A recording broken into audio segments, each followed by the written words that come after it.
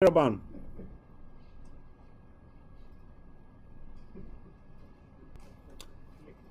and welcome back to Calculus 3, section 14.3, conservative vector fields. So we first have few definitions to take care of, and then we are going to work on conservative vector fields. So we have a definition on simple and closed curves, and then connected and simply connected regions. And you can read the definitions in the textbook. I'm going to just draw the shapes and then make it look like a table so that you can understand which curve is which, because definitions in the next section on the Green's theorem, which we are covering tomorrow, is going to use these words. So the first one, I'm going to make a chart like this. I'm going to have closed and not closed, and then simple and not simple.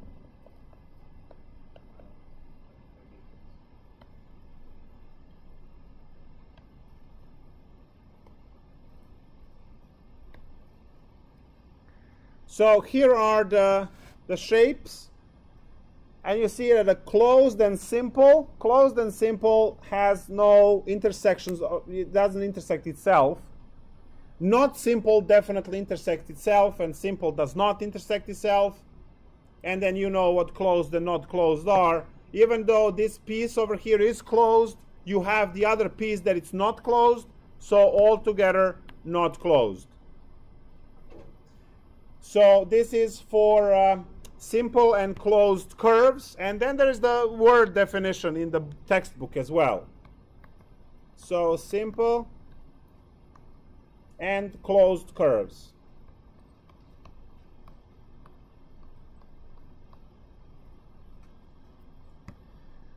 The next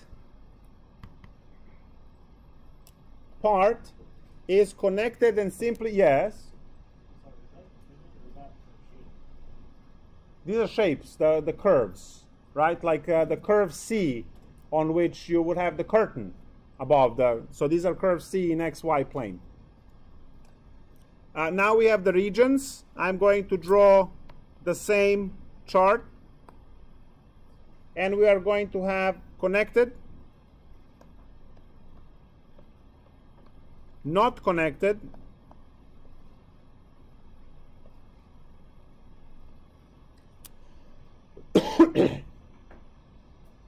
and then we're going to have simply connected and not simply connected.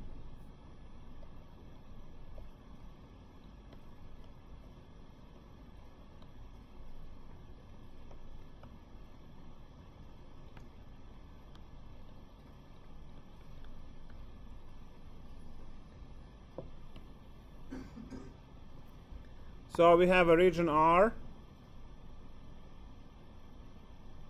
So this one is connected and simply connected. And then we have the connected and not simply connected, which is going to have a hole inside.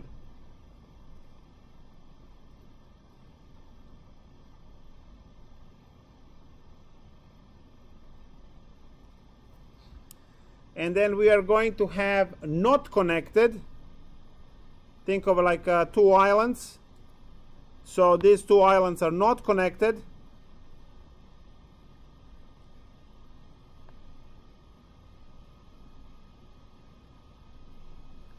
And then you are going to have a situation of the not connected and not simply connected. At least one is going to have a hole. So again, two islands, and one of those islands is going to have a hole. Or both.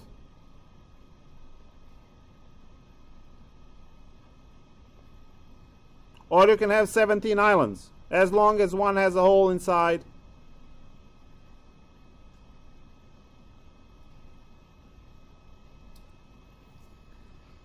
And as I said, they do have the definitions in words and the textbook if you are interested in those.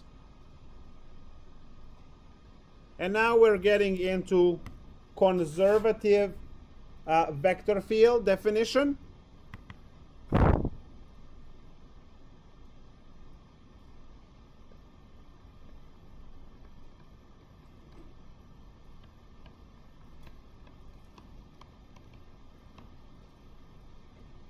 A vector field F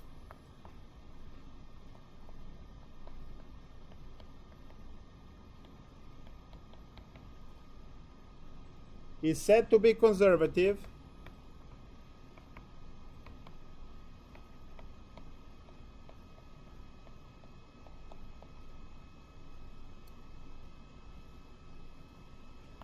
on a region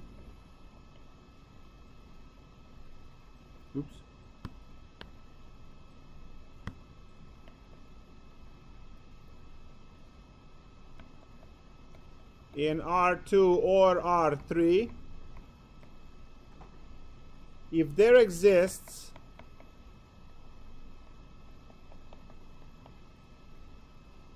a scalar function phi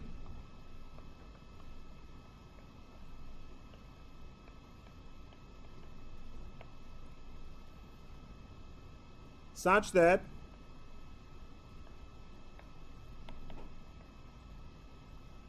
and this is what we discussed earlier, F equals del phi on that region.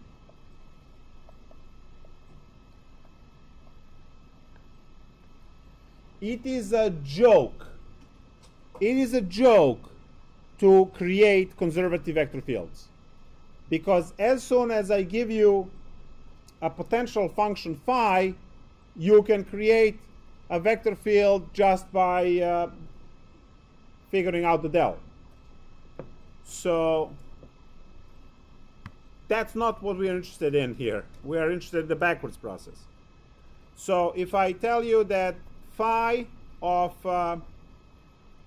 xy is equal to x cubed y squared minus 3y, the vector field will be the del phi, which is partial derivative in respect to x, which is 3x squared y squared, and then comma partial derivative in respect to y, which is 2x cubed y minus 3. So to obtain a vector field, if the function is given to you, is a joke. But the reality in the sciences is backwards. You are able to measure the field. You toss those sensors into a tornado, and the tornado spins them around, and they send signals. And what you get is which way the vectors go in the vector field. So you have the vector field. You throw the same devices into the water, and you have the flow. You observe each car in the traffic, and you have the flow of traffic.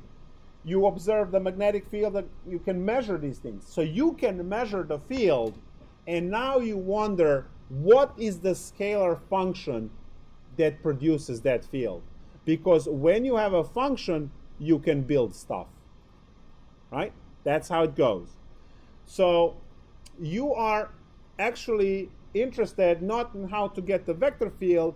You are interested in a procedure of, I have the vector field, let me find the function. Now, if these conditions that I'm going to write are not satisfied, there might not be a potential function which generates the field. So what I'm going to write now is the test for conservative field, because if the field is conservative, there exists a function, right? If the field is not conservative, that function might not exist. So you might be wasting time. So test for conservative vector fields.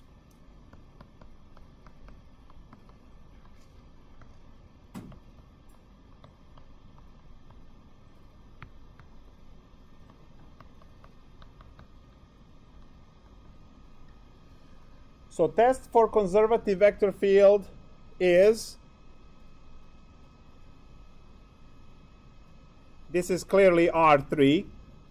So partial f, partial y needs to be the same as partial g, partial x. All combinations of these. Partial f, partial z needs to be partial h, partial x. And last, partial g, partial z needs to be the same as partial h, partial y. I'm just going to point out that if you have the R2, this one alone is R2 because you only have x and y, right? So you only have f and g in your vector field. So what goes along with this is that your vector field f has the functions of f in terms of x and y and g in terms of x and y, right? So that's your f.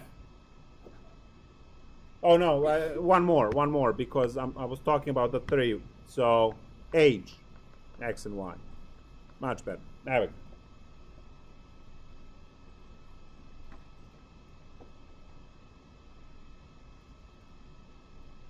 So I can't find, I had the meme, it was awesome, where the question asked to find the potential function, which is what we are going to do now, and the functions inside were just insane. And you say, oh my god, I gotta do the troll face was right underneath everything and says the field is not conservative. So yeah, you gotta watch for that one. Then I can't find it anywhere. But it was amazing. So I just want to test for conservative vector field. So let's say problem 12, field is given as negative y, x plus y. So I have my f, I have my g, and all I need to do is do partial f, partial y. So all I'm testing now, so test partial f, partial y to be the same as partial g, partial x. If they are the same, it's conservative. So what is the partial f, partial y? Negative 1. And what is the partial g, partial x? Positive 1. Not the same, not conservative. Done. So testing for conservative vector fields is a joke. Here's one for you. So test if this is a conservative vector field. 2x cubed plus xy squared, comma 2y cubed plus x squared y. Is it conservative?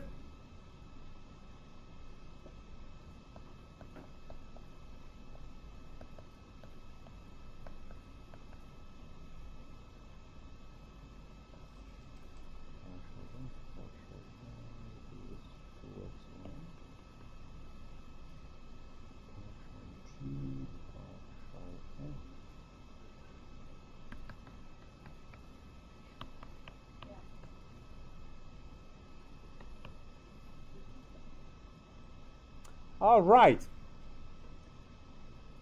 We have a conservative vector field. That means that there is a potential function which generated this one. Ooh-ho. Let's find it. We have about 20 minutes, which is enough time. So let's get this one.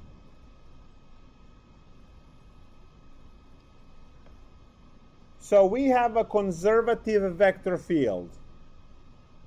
That means that this thing is the del of that potential function, which is given as the vector of partial derivatives. So I can say that the vector of partial derivatives here is the vector field.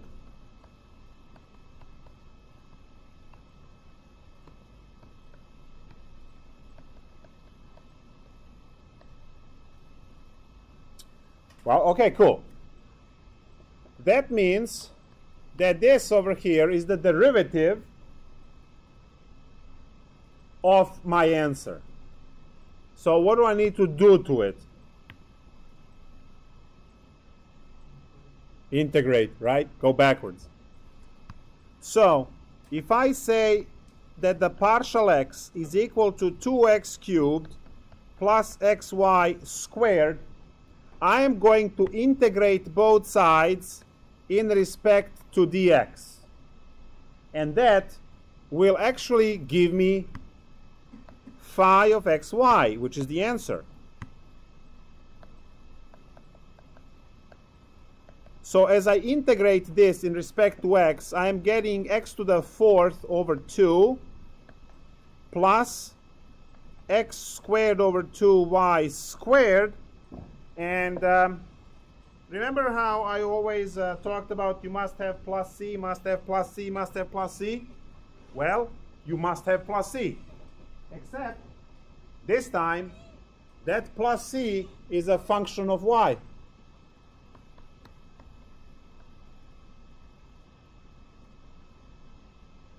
Because if you are to hit this with a partial derivative of x, you are going to go into previous, right, state. But then remember that if that c over there was not a number, but maybe was y cubed, then the derivative will still wipe it off and it would be like that. So that c is only, because I integrated in respect to x, that c could be a function in terms of y, because the partial derivative would kill it going back. Now, I'm going to box this lightly and say that this is your partial answer.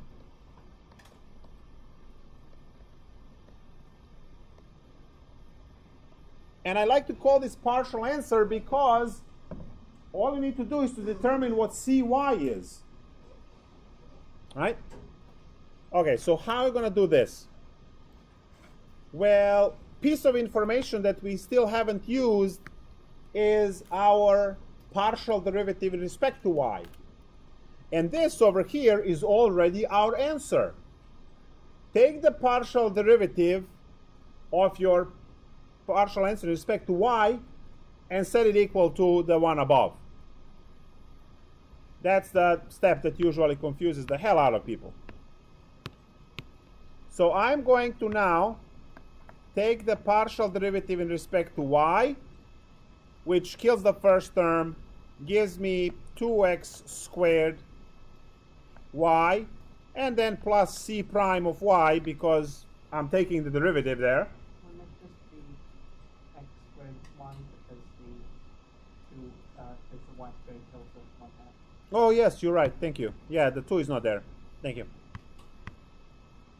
And now I'm going to set this equal to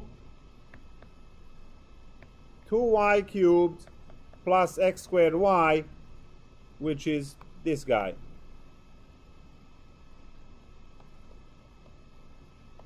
Set equal.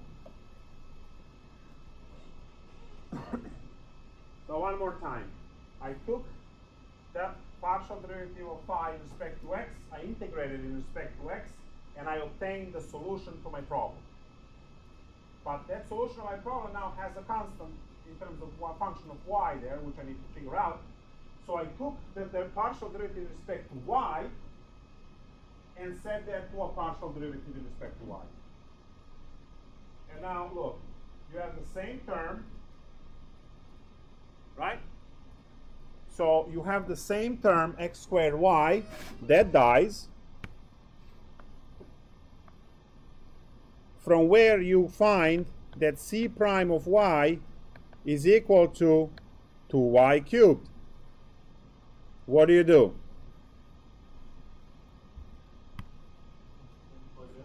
Plug it back in. Integrate in respect to y. When you integrate c prime in respect to y, your fundamental theorem of calculus, right, gives you cy is equal to, and integral over here is what? Y to the fourth over 2 plus some constant c, which is not a function anymore because this is a Calc1 integral. But you have your cy. Now plug that back in the original equation up there, and here's your phi xy was x to the fourth over 2 plus x squared over 2y squared, and instead of c of y I have plus y to the 4 over 2 plus c. Ta-da! This is the potential function you were looking for. This function generates the vector field we talked about.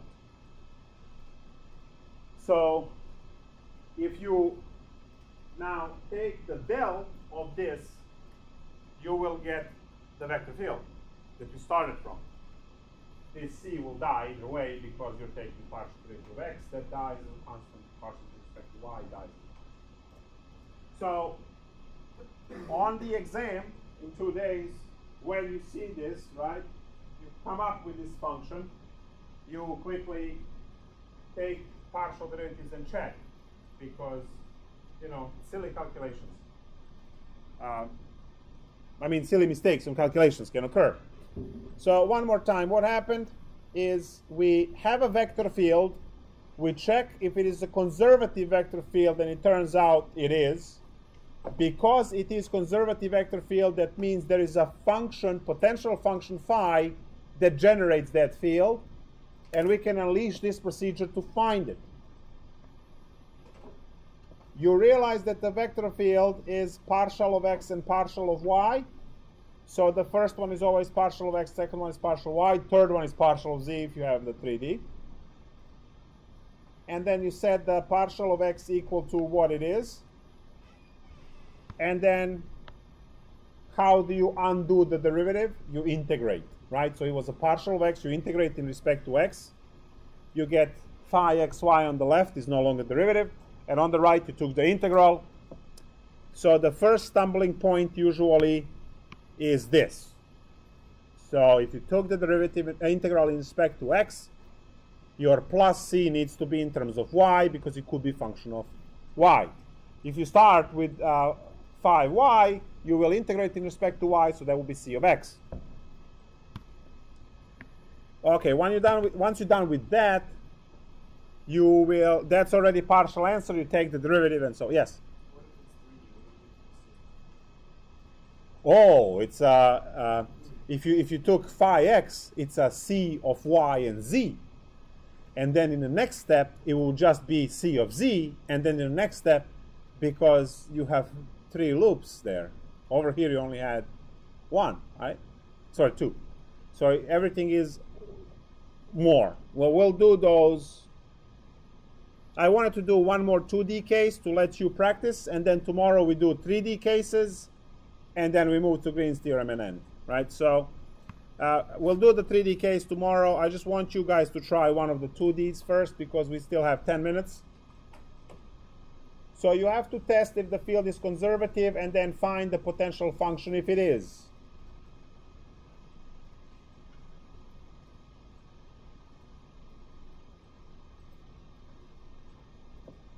So this is problem 17 in the textbook. I actually didn't check if this is conservative, so be quick.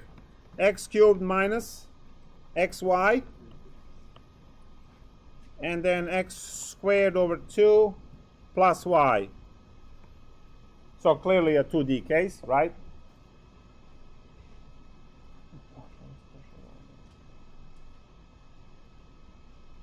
This is not conservative. Right? It's not conservative. All right, look at this. Boom. Plus there. I dropped the plus in the first one. Does that fix it?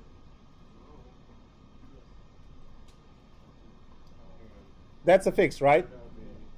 All right, so, but this is no longer problem 17 now. This is problem 17 fixed. Divine intervention, okay? Divine intervention on problem 17. All right, no pressure, you have 2 minutes.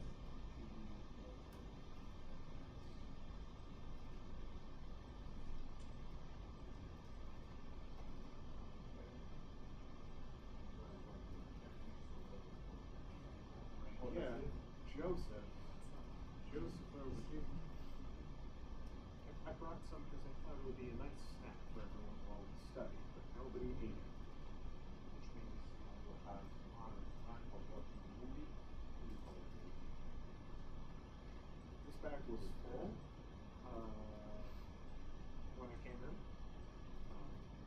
I've eaten quite a bit. There's a lot of calculus.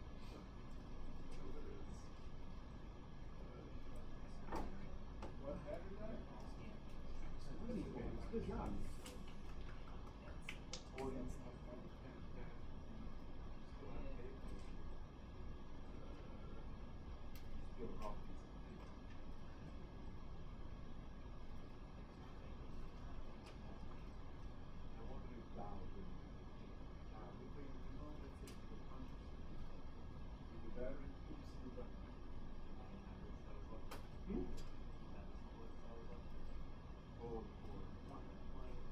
I'm sure if it's like that, you just like at each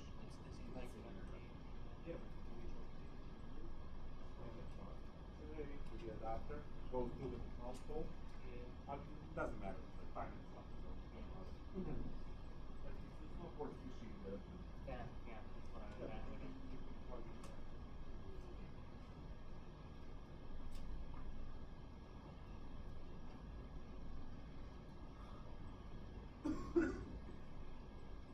Hold on. No, that has calculus in it too. Did you take the part of the check? Come on, man. Hit it with the bell and make sure you're getting to the completely solid. Check. Differentiate.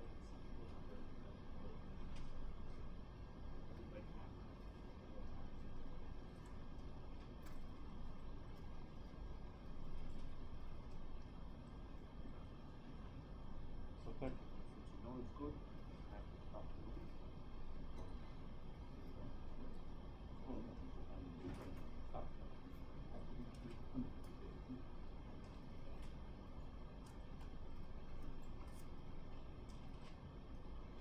Yeah. I'm just wondering, when you were setting up the I sub y, where this is your I sub y. That, no, I get that. Where did this come from?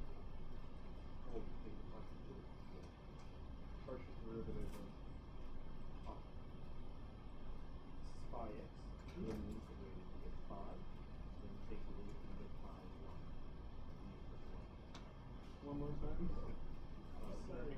Right. You integrate and you get phi x y. What do you do from there? Take partial derivative of y. Partial derivative of what? Okay. Partial derivative with respect to y. Phi. Yeah. In 1.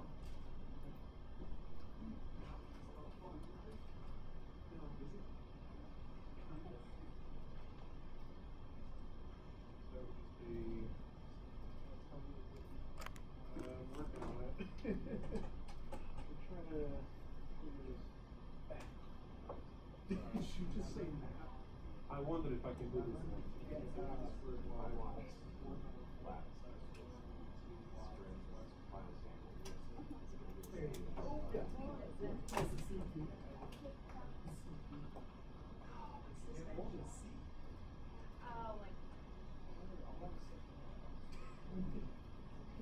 seats on the setting.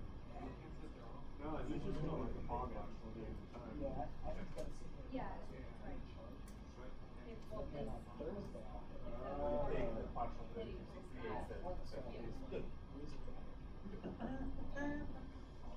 All right, so can I do this in 17 seconds? No. Exactly, I'm gonna just make a lot of mistakes. So partial f, partial y needs to be the same as partial g, partial x. And what I get here is 1 is equal to 1. So that means the field is conservative, which means that I have phi x, phi y to be this vector x cubed plus xy, x squared over 2 plus y.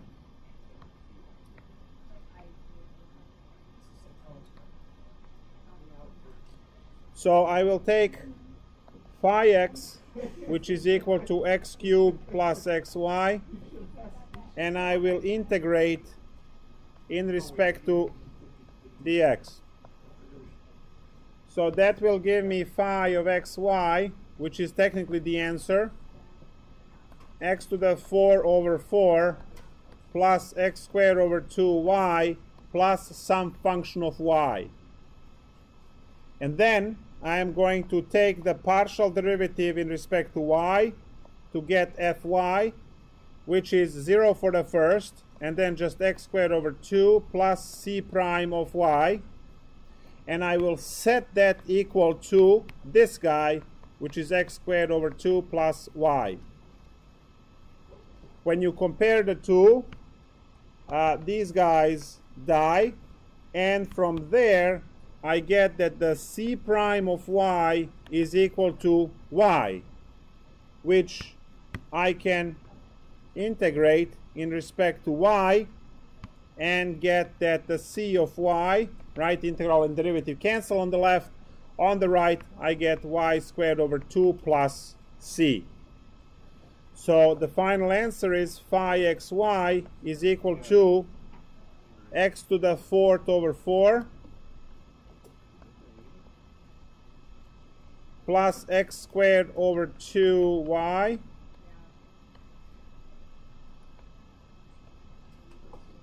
and then plus c of y, which is y squared over 2 plus c. And that is the answer. Now if I want to check this, what? Like way at the top. Yeah, right there. That's what I said. So just pay attention. You have to redo the whole problem. Go ahead. It was all based on. So to check, I do del phi. From here, I will get x cubed plus xy. C dies. Now partial derivative of y is x squared over 2 plus y, and I hope this was the, yep, that's it. So you can always check your problem if you do the del at the end. So tomorrow we are going to do one of the 3x3 cases. It just has an extra step. And then Green's theorem after that. So see you tomorrow. Bye, stream. And bye stream, yeah, bye.